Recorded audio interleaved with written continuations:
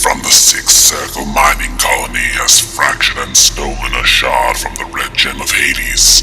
It has used its foul light to escape the eternal darkness of Aragath. Free me, my liege. He has also stolen my Mekong Delta records, and we are super pissed about it. There will be no escape, my liege.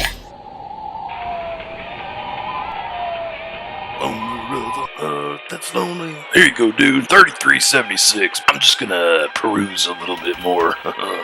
Oh, hey, Vice Academy. It's been a long while, girls. Yeah, can you believe that they made 6 of those? What? Shit. Ginger Lynn and Linnea? No, Linnea Quigley was done after the second one, and Ginger Lynn, I think she went up to like the third one or something like that. Oh man, she was always my favorite. Poonies and Blow Off, man. Stone Cold classics. Yeah, she had that run where she was doing some mainstream films, kind of, but eventually she just went back to porn. Kelly LeBrock, Your Highness. I fucking like Amber Lynn too, man, but slightly behind Christy Canyon. She was brilliant in Swedish Erotica 57. Oh, yes, indeedy. Listen, this Mr. No Legs, is this any good, like, for real?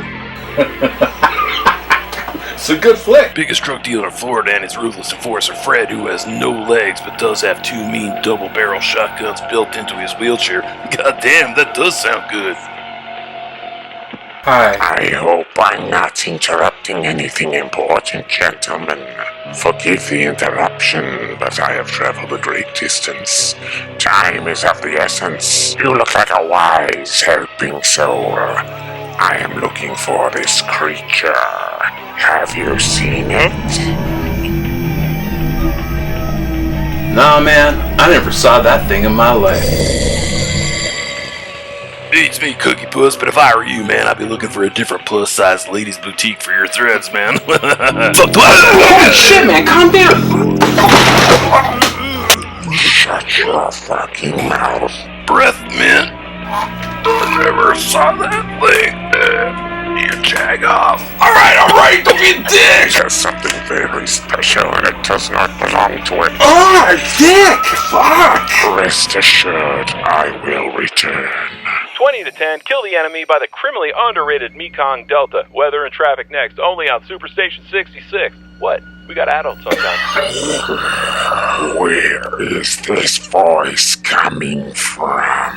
Fucking radio, man. It's Superstation 66. Jesus, man, it's the Barbecutioner. Everybody knows the Barbecutioner. Oh, yes, I know the Barbecutioner very, very well.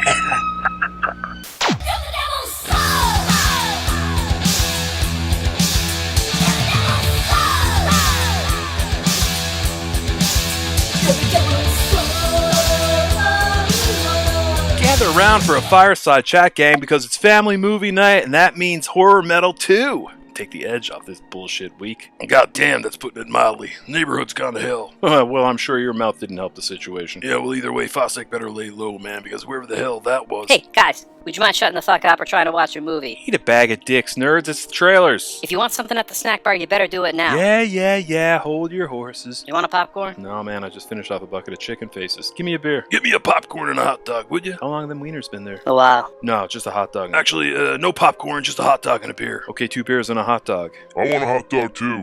Actually, no beer, just a crunch bar and a hot dog. Antibiotics. Jesus Christ. Okay, 2 hot dogs, a beer, and a crunchy. You're the wind beneath our wings, Gunga Singa. oh. My coccyx hurts when I laugh. Good. It's a lot of fucking around just to show a few records, man, is all I'm saying. It sure is.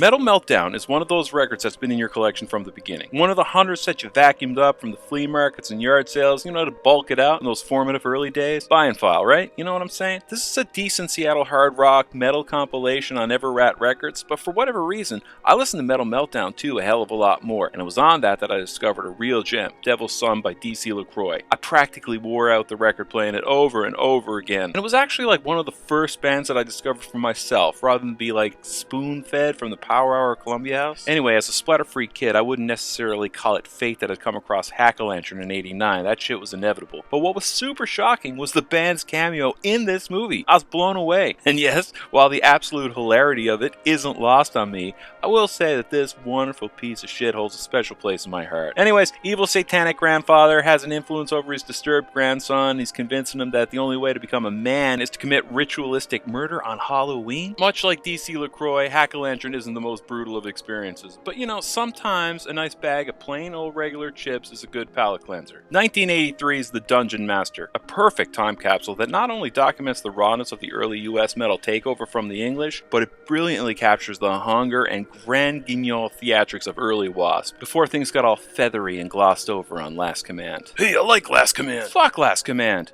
3 good song having wankfest. It doesn't hold a candle to the debut W.A.S.P. in these early Fuck Like a Bee singles, man. Lawless, Holmes, Piper, Richards era. Look at this pick disc, man. Look at it! And I adore the new wave of British heavy metal, man, but that early LA scene, Rat, Dawkins, Crew, W.A.S.P., Quiet Riot, oh baby! Anyways, the film. Night Court's Bull is a demonic wizard that challenges a modern-day computer programmer to a battle of technology versus sorcery in order to save his kidnapped girlfriend? Yeah, that sounds like a Nintendo game. I know. Anyways, in this vignette, Blackie and company have to be destroyed before the princess here is executed on the rack. Super fun, early alternative Tormentor lyrics here too. Anyway, this is a fun, ambitious little movie with a lot of heart and creativity well beyond their means, much like early W.A.S.P. prior to their suit and tie interference. Zombie nightmare. Living in Canada, you're just going to have to accept the fact that at some point in your life you're going to run into Thor and Michael Ironside. Their works have been studied in schools, showcased in provincial arts and culture centers, 2/3 of the National Film Board's archives, 2/3 of it's Thor's discography. In this one, Thor's playing a good 37-year-old teenager that likes stopping armed robbery, likes baseball, and taking his erection out for walks. But only the good die young, right? Because he's struck down in his prime by drunken, joyriding teens. Thankfully, we have a voodoo priestess that is able to bring Thor back from the dead. With Thor presumed dead, the gang gets up to various degrees of shenaniganism,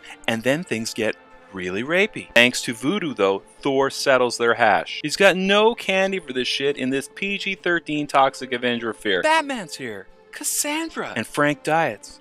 Frank Dietz, people! Solid soundtrack. This is 86, 87. We got some Thor. Dude, only the strong man. I could listen to Ride of the Chariots for eternity. F yes! This was Motorhead's Orgasmatron rock and roll era, and seriously, say what you want about those, man. I like those albums. What good Canadian kid doesn't have Fist in their stacks? Thunder and rock, man. Tell me that a sax doesn't belong in metal. Yup. Girl School's on here. I don't have any death mask, but you get the point. Did you guys shut the fuck up? Ooh, sorry, my bad. Just trying to run a show here, too. The Last Slumber Party. Okay, so as far as record collecting goes, I've saved the best for last here, because when I started seriously collecting, this was the #1 from the private presses that I had to get. That cover, man. That old school fist-pumping American headbanging metal. That's what I'm about, kids. Take it or leave it. And out of the gates here, I just want to say vocalist Rick Adams, 100% clean bill of health from a battle with cancer. Right on, dude. We love you down here, but we're not ready for you, so congrats. Look at me, man. He's a good kid. The Last Slumber Party, on the other hand, that is a different beast altogether. And while I'll never say it's worthless trash, it solely exists because of the video store boom of the mid-80s and slasher exploitation, although this was 7 years late to the party. The plot? You guessed it! High school girls are having a drunken summer slumber party that gets rudely interrupted by an escaped mental patient in surgeon wear and armed with a scalpel. For unrated, this is surprisingly tame in the boobs and blood department. First Strike music, however, was used in this film haphazardly, like Bound for the UK is playing while a girl is getting stalked and shit.